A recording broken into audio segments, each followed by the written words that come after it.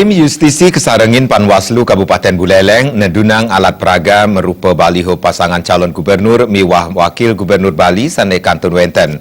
Nganutin geguat ring KPU, alat peraga kampanye mejantan sane mangkin wantah amongan KPU Kemanten.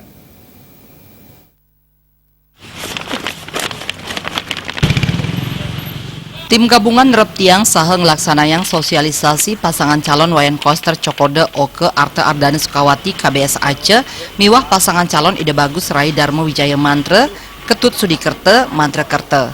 Baliho sane wenten kata dunang Satuan Polisi Pamong Praja Pemka Buleleng ring 3 widangan Minekadi ring widangan Buleleng Timur Tengah miwah Buleleng Barat. Ring widangan Buleleng Tengah kalaksanayang ring Kecamatan Buleleng miwah Kecamatan Sukasade. Saking seselah tim liputan, solasan bahan sosialisasi sanewenten ring sisin margine taler kata dunang Satpol PP Buleleng, Divisi Organisasi dan SDM Panwaslu Buleleng Iwayan Sudira Mausang, pemargis kadipuniki mejanten kalaksanayang santukan kantos mangkin kantun wenten bahan sosialisasi sane kepasang tim kampanye paslon. Manut uger-uger sanewenten alat peraga kampanye sane mangkin wantah amongan saking KPU Provinsi Bali Kemanten. Majang widangan Buleleng kantos ring awu pupuniki durung wenten alat peraga sane kemedalang saking KPU Bali.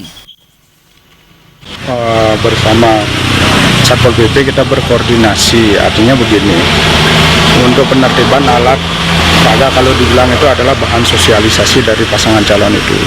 Nah, mengingat bahwasanya tanggal 15 Februari kemarin ini sudah dimulai tahapan kampanye.